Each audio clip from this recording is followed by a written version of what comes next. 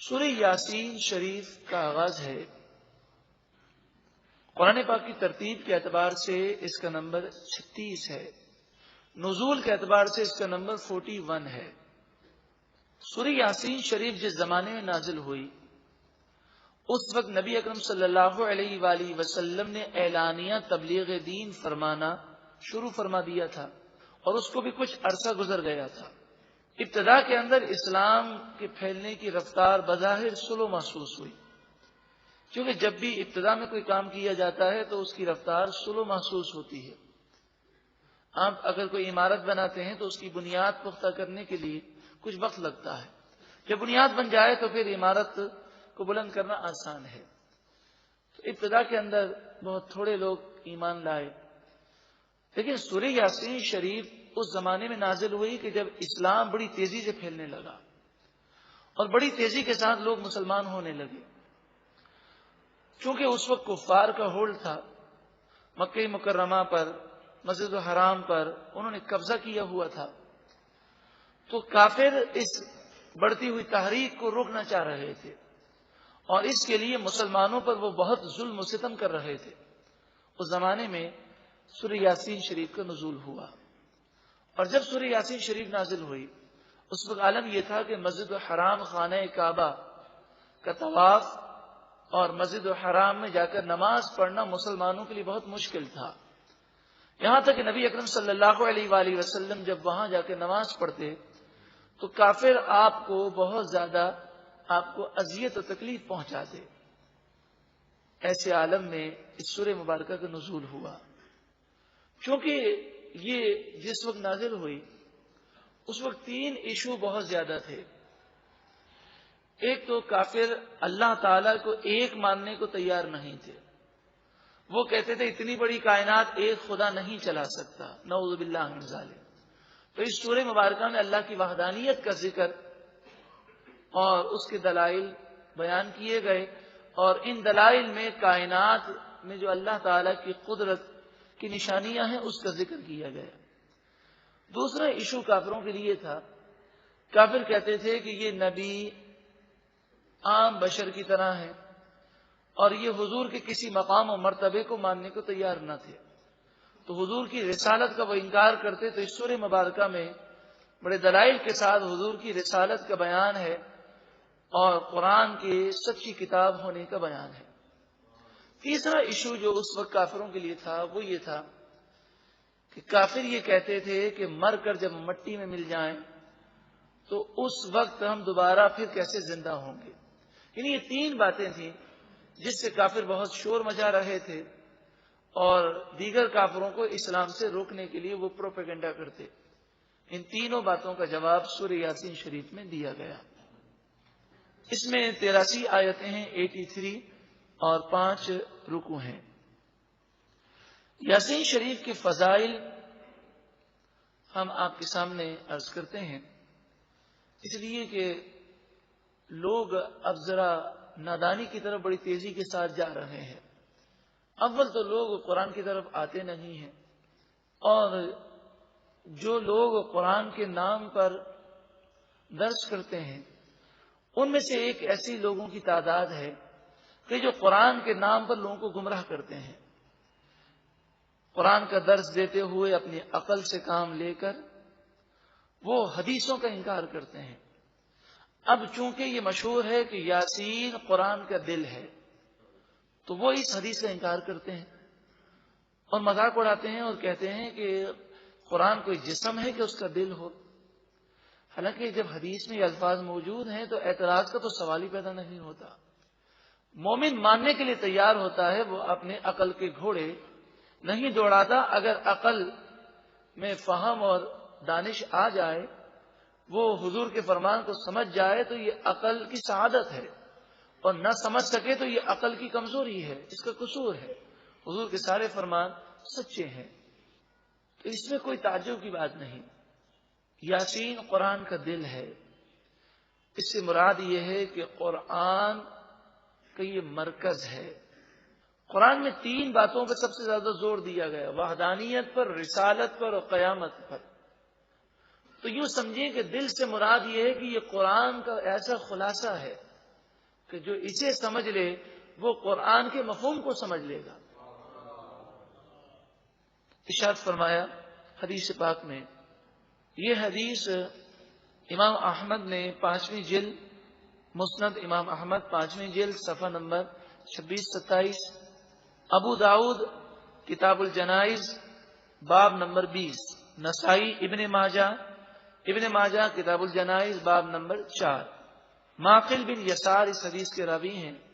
قال رسول اللہ صلی اللہ علیہ وآلہ وسلم، رسول اللہ صلی اللہ علیہ وآلہ وسلم نے یاسین شریف کے متعلق ارشاد فرمایا، لا يقرؤها رجل يريد الله والدار الآخرة الا غفر اللہ له، جو کوئی یاسین شریف کو اللہ کی رضا کے لیے اور آخرت کے لیے پڑھے گا اللہ تعالیٰ اس کی مغفرت فرما دے گا۔ اقرؤوها علی موتاکم، اپنے مردوں پر یاسین شریف پڑھو۔ اس کے دو معنی ہیں، ایک تو جو نزا کے عالم میں ہو، جو دنیا سے جا رہا ہو، سکرات کے عالم میں ہو تو اس پر یاسین پڑھو، آسانی ہو جائے گی، اور دوسری کہ قبرستان جاؤ تو وہاں پر یاسین شریف کی تلاوت کرو، یا یاسین شریف پڑھ کر اپنے وصال یافتہ انتقال شدہ مسلمانوں کو ایصال ثواب کرو۔ حضرت انس روایت کرتے ہیں، ترمذی شریف کتاب ثواب القرآن 7واں باب، ان لکل شیء قلبا، بے شک ہر چیز کے لیے ایک دل ہے، یعنی ہر چیز کا ایک مرکز ہے، ہر چیز کے لیے سب سے اہم کوئی چیز ہے جو اس کا خلاصہ ہے، اس کا مرکز ہے۔ وقلب القرآن یاسین، اور قرآن کا دل یاسین ہے۔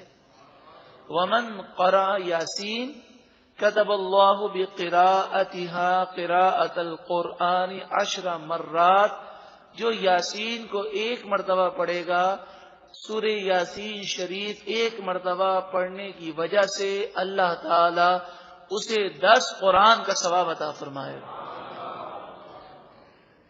در منصور صفحہ نمبر 481، 5ویں جلد، امام جلال الدین سیوطی الشافعی علیہ رحمہ، جن کا سن وصال 911 ہجری ہے۔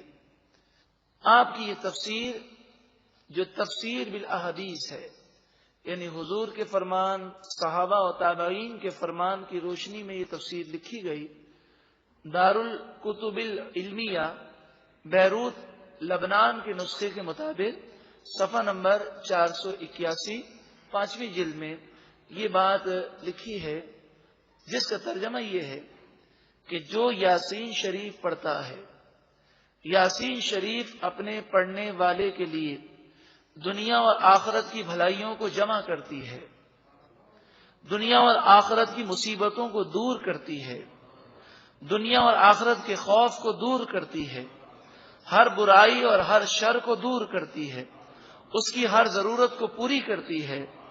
یاسین شریف پڑھنے والوں کو 10 نفلی حج کا ثواب دیا جاتا ہے، 10,000 دینار اللہ کی راہ میں دینے کا ثواب لکھا جاتا ہے۔ اور جو زعفران سے یاسین شریف کو لکھے کسی پیالے پر یا کسی پلیٹ پر، اور حدیث پاک میں یہ ذکر نہیں کہاں پہ لکھے، کسی بھی جگہ پر وہ لکھے اور پھر پانی ڈالے، تو زعفران سے لکھنے کے بعد جب پانی ڈالا جاتا ہے تو زعفران اس پانی میں مکس ہو جاتی ہے، اور پھر اس پانی کو پی لے تو ہر بیماری اس کی دور ہو جائے گی۔ اور فرمایا کہ 1000 نور، یقین، برکتیں اور رحمتیں اس کے سینے میں داخل ہوں گی، اور ہر کینہ اس کے سینے سے دور ہو جائے گا۔ قال رسول اللہ صلی اللہ علیہ وآلہ وسلم، در منصور ہی میں یہ حدیث پاک ہے، لَوَدَدْتُ أَنَّهَا فِي قَلْبِ كُلِّ إِنسَانٍ مِّنْ أُمَّتِي، میں یہ چاہتا ہوں کہ میری امت کے ہر فرد کو سورہ یاسین شریف یاد ہو۔ یہ حضور نے تمنا کی، تو آئیے ہم بھی نیت کرتے ہیں کہ ہم یاسین شریف کو یاد کر لیں گے۔ من قرأ یاسین فی صدر النہار قضیت حوائجہ، جو دن کی ابتدا میں سورہ یاسین شریف کی تلاوت کرے گا، پورے دن کی ضرورتیں اللہ تعالیٰ اس کی پوری فرما دے گا۔ جو رات کو سورہ یاسین شریف روزانہ پڑھے گا، اسے مرتے وقت شہادت کا رتبہ دیا جائے گا۔ جس نے صبح یاسین شریف پڑھی شام تک اس کے لیے آسانی کی جائے گی، اور جو شام کو پڑھے گا اسے صبح تک ہر معاملے میں اس کے لیے آسانی کی جائے گی۔ حضور نے فرمایا صلی اللہ علیہ وسلم، یاسین کو، سورہ یاسین شریف کو میت کے پاس پڑھو، اللہ اس کے لیے آسانی پیدا فرما دے گا۔ یعنی جو مرنے والا ہو، نزا کے عالم میں ہو، اس کے سامنے پڑھی جائے اس کے لیے آسانی ہے، اور جو قبر میں ہو اس کے لیے پڑھی جائے تو اس کے لیے آسانی ہے۔ ایک صحابی فرماتے ہیں کہ جو اپنے دل میں سختی پائے اور محسوس کرے اس کا دل سخت ہے، تو وہ یاسین شریف کو زعفران سے لکھے اور اس کا پانی پی لے، تو اللہ تعالیٰ اس کے دل کو نور یاسین سے منور کر دے گا۔ سورہ یاسین شریف کے مضامین تو آپ سن چکے۔ سورہ یاسین کی آیت نمبر 47 میں سرمایہ دارانہ سوچ کی مذمت کی گئی، اور آیت نمبر 69 میں اس بات کا ذکر ہے کہ حضور کے جو علوم ہیں اور حضور کو اللہ تعالی نے جو علم دیا ہے وہ اللہ کی عطا سے ہے۔ علامہ آلوسی علیہ رحمہ، آپ تفسیر روح المعانی میں بڑی پیاری بات ارشاد فرماتے ہیں، عربی میں تفسیر ہے۔ علامہ محمود آلوسی فرماتے ہیں کہ رسول اللہ صلی اللہ علیہ وآلہ وسلم فرماتے ہیں، اللہ المعطی وانا القاسم، اللہ نعمتیں عطا کرنے والا ہے اور میں اللہ کی نعمتوں کو بانٹنے والا ہوں۔ پھر آپ فرماتے ہیں کہ اس لحاظ سے دیکھا جائے تو کائنات میں حضور کی حیثیت دل کی طرح ہے، جیسے جسم کا دل ہے تو کائنات کی جان رسول اللہ ہے۔ علامہ آلوسی فرماتے ہیں کہ قرآن کا دل یاسین ہے، اور سورہ یاسین کی ابتدا میں لفظ ہے یاسین، اس سے مراد حضور ہیں۔ تو قرآن کے دل کا آغاز کائنات کے دل کے ذکر سے کیا گیا، حضور کا نام ذکر کیا گیا جو کائنات کی جان ہے۔ بسم اللہ الرحمن الرحیم، اللہ کے نام سے شروع جو بہت زیادہ مہربان نہایت رحم کرنے والا۔ اللہ تعالیٰ سورہ یاسین شریف کے جو فضائل ہم نے سنے وہ سارے فضائل ہم سب کو عطا فرمائے۔ یاسین حروف مقطعات ہیں، رسول اللہ صلی اللہ علیہ وآلہ وسلم کا اسم ہے، مگر اس کے معنی ہم نہیں جانتے۔ اسی لیے اعلی حضرت امام اہل سنت امام احمد رضا فرماتے ہیں کہ یاسین اور طٰہٰ اگر کسی کا نام رکھنا ہو تو غلام یاسین غلام طٰہٰ رکھیں، یاسین اور طٰہٰ رسول اللہ کے علاوہ کسی کو نہ کہیں، کیونکہ ہم اس کے معنی نہیں جانتے۔ ہو سکتا ہے اس کے ایسے معنی ہوں کہ حضور ہی پر وہ معنی صادق آتے ہوں۔ اسی طرح جب لوگ نام رکھتے ہیں اور کسی کا نام ہو عبد الرحمن تو وہ عبد ہٹا دیتے ہیں اور کہتے ہیں رحمان رحمان، تو رحمان صرف اللہ تعالیٰ ہے، رحمان لفظ اللہ کے علاوہ کسی اور پر لاگو نہیں ہو سکتا۔ تو اللہ کی ذات کا یہ ایک صفاتی نام ہے رحمان۔ تو جب بھی آپ کسی کا نام دیکھیں اس کے شروع میں عبد ہے تو نام شارٹ نہ کریں بلکہ پورا لیں، عبد اللہ، عبد الرحمن، عبد الصمد، عبد القادر، عبد الخالق، عبد الباری۔ تو یہ تمام ناموں میں عبد لگانا چاہیے، اور بعض ناموں میں تو عبد لگانا اتنا ضروری ہے کہ بعض علماء نے فرمایا کہ بعض نام اللہ کے ایسے ہیں کہ اگر جان بوجھ کر عبد نہ لگائے اور کوئی غیر اللہ کو وہ کہے، بعض علماء نے فرمایا کہ جان بوجھ کر غیر اللہ کے لیے وہ نام لگانا کفر ہے۔ تو اس لیے احتیاط کرنی چاہیے، جب بھی اللہ تعالیٰ کے نام کی برکتوں سے مالا مال ہونے کے لیے کسی نے نام رکھا ہو شروع میں عبد ہو تو پورا نام لیں۔ اسی طرح لوگ جب لکھتے ہیں تو شارٹ فارم کرتے ہیں، عبد الرحمن ہے تو لکھتے ہیں اے رحمان، یہ بھی نہیں لکھنا چاہیے، پورا نام لکھیں۔ اسی طرح محمد زید ہے تو لکھتے ہیں ایم زید، تو محمد کو بھی شارٹ نہیں کرنا چاہیے، یہ نام کی توہین ہے۔ اللہ تعالی ہمیں عقل سلیم عطا فرمائے۔ والقرآن الحکیم، حکمت بھرے قرآن کی قسم، واو قسمیہ ہے، واو قسم کے لیے ہے، حکیم کے معنی حکمت بھرا۔ یاسین شریف کا ترجمہ اس طرح کرنے کی کوشش کی جائے گی کہ اگر آپ غور سے سنیں گے تو جب بھی یاسین شریف پڑھیں گے تو آپ کو اس کا مفہوم آپ کے ذہن میں انشاءاللہ تعالی ہوگا۔ حکمت بھرے قرآن کی قسم، انکا بے شک آپ، انا مانے بے شک، کاف زبر کا مانے آپ، بے شک آپ، لمن المرسلین، لام زبر لا مانے ضرور، آپ بے شک آپ ضرور رسولوں میں سے ہیں، علی صراط مستقیم، سیدھے راستے پر ہیں۔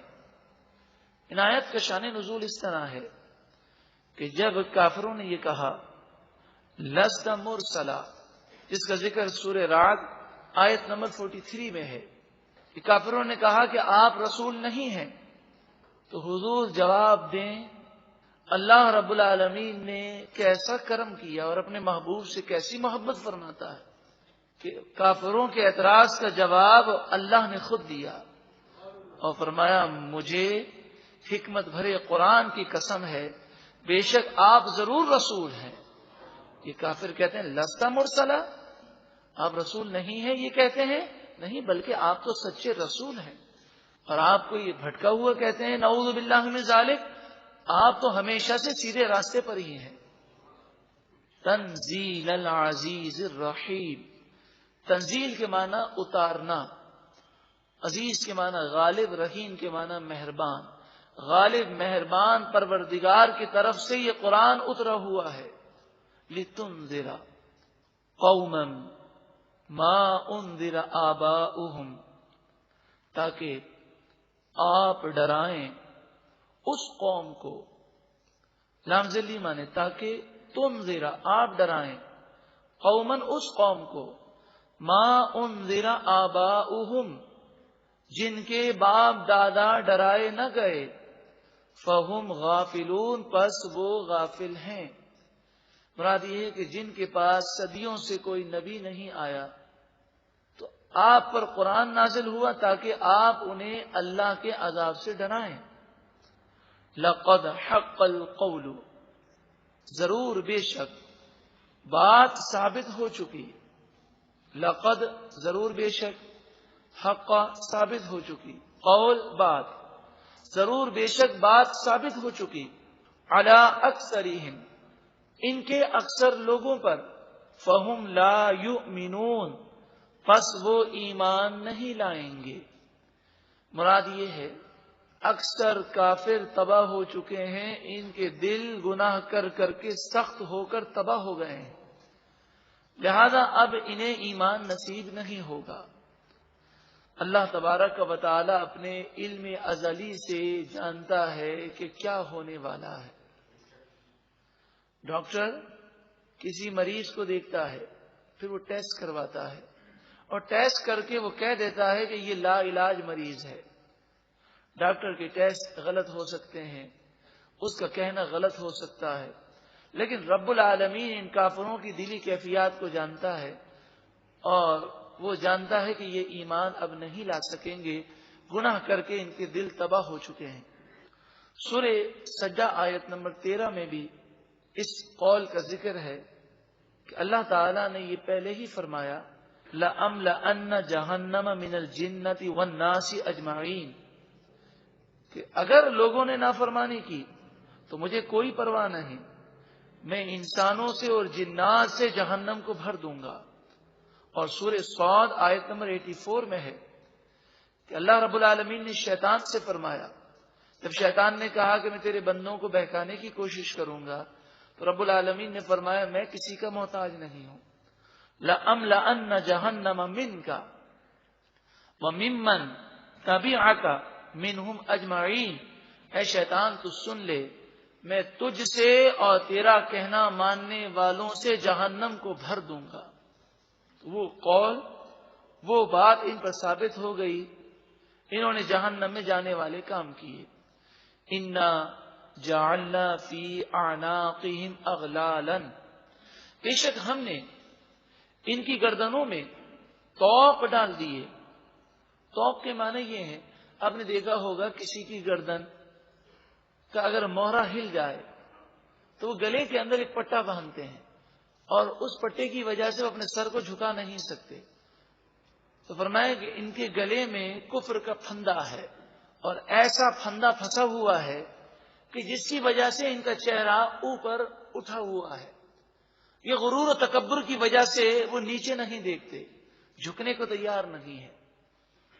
جیسے کسی گھوڑے کو اگر پیچھے سے اس کی لگام کھینچی جائے تو گھوڑا اپنے چہرے کو اوپر اٹھاتا ہے، پھر وہ نیچے کی طرف نہیں دیکھ سکتا، وہ جھکتا نہیں ہے۔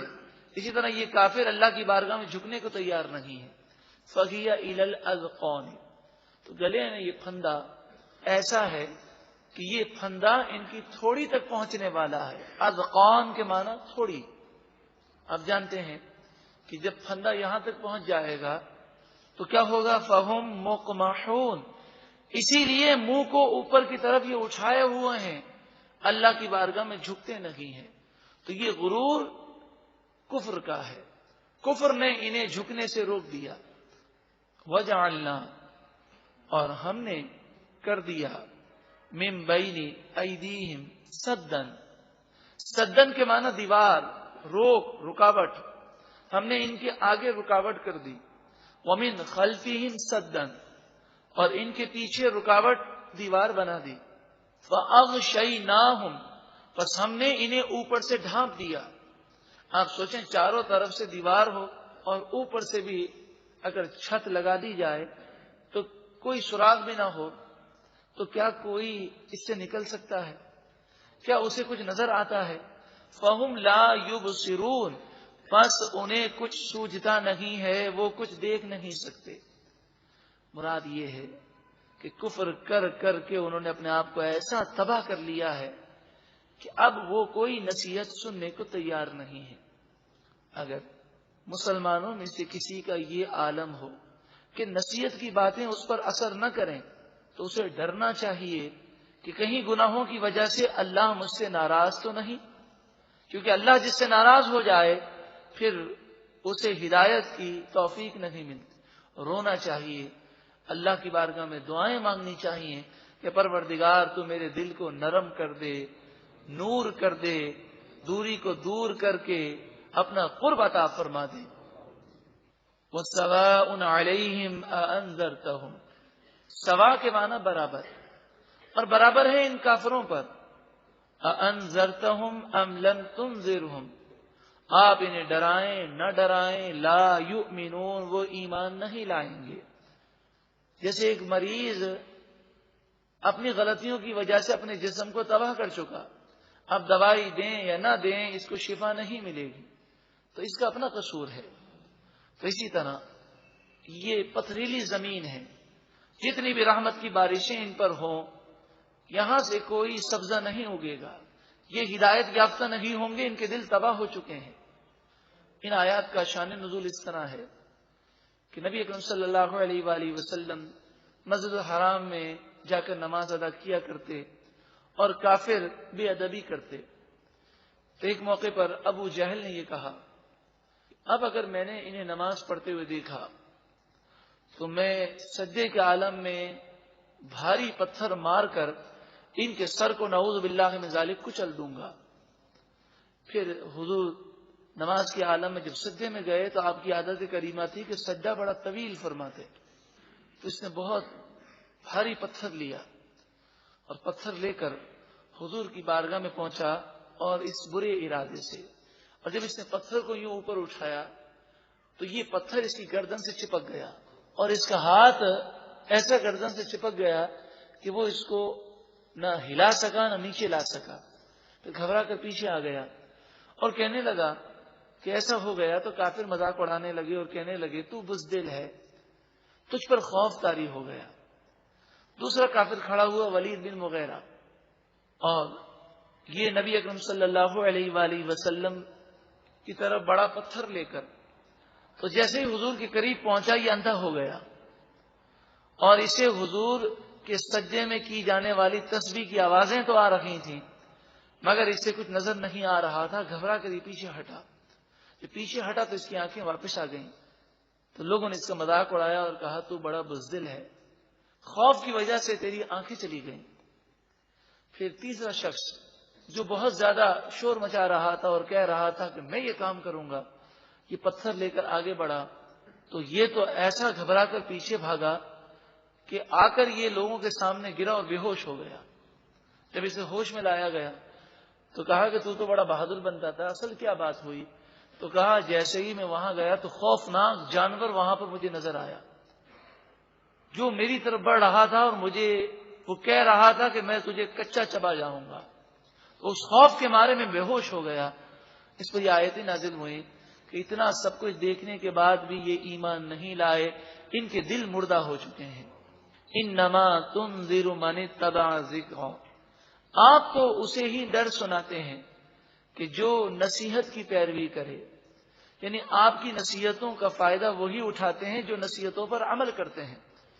وَخَشِيَ الرَّحْمَنَ بِالْغَيْبِ, غیب کے معنی بن دیکھے, رحمان سے وہ بن دیکھے خوف رکھتے ہیں.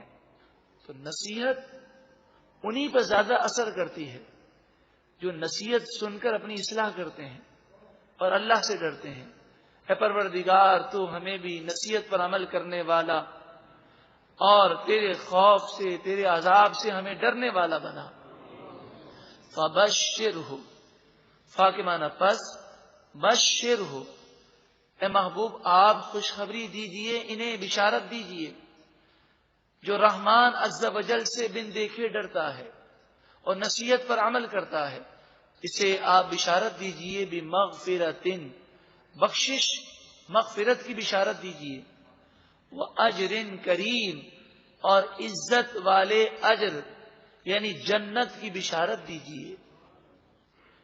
اِنَّا نَحْنُ, بے شک ہم, نُحْيِي الْمَوْتَى, موتا مردے, بے شک ہم مردوں کو زندہ کریں گے.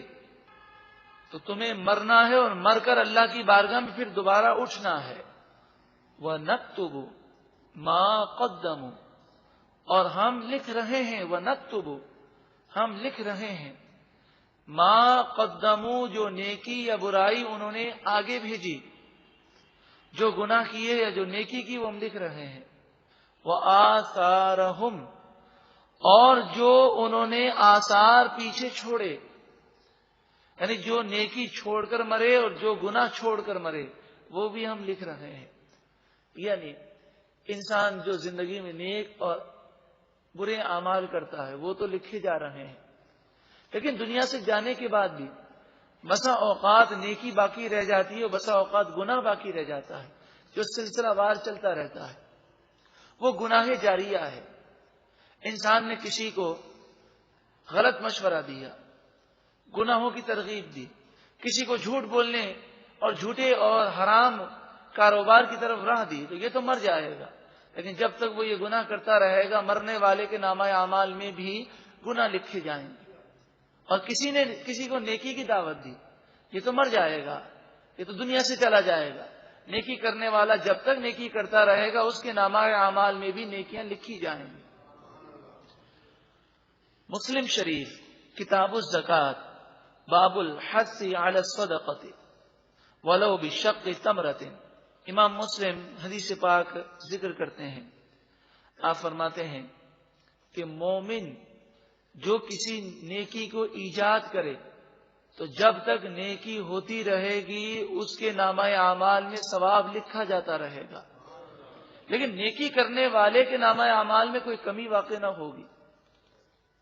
اور اگر کسی نے برائی ایجاد کی تو جب تک لوگ یہ برا کام کرتے رہیں گے اس ایجاد کرنے والے کو نامہ اعمال میں گناہ لکھے جاتے رہیں گے, لیکن گناہ کرنے والوں کے گناہوں میں کوئی کمی نہ ہوگی. نیکی ایجاد کرنا یہ بہت اچھی بات ہے اور برائی ایجاد کرنا یہ بدعت سیئہ ہے. مثلا حضرت عمر رضی اللہ تعالی عنہ نے ایک نیکی ایجاد کی جو حضور نے نہیں کی, نہ حضرت صدیق اکبر نے کی.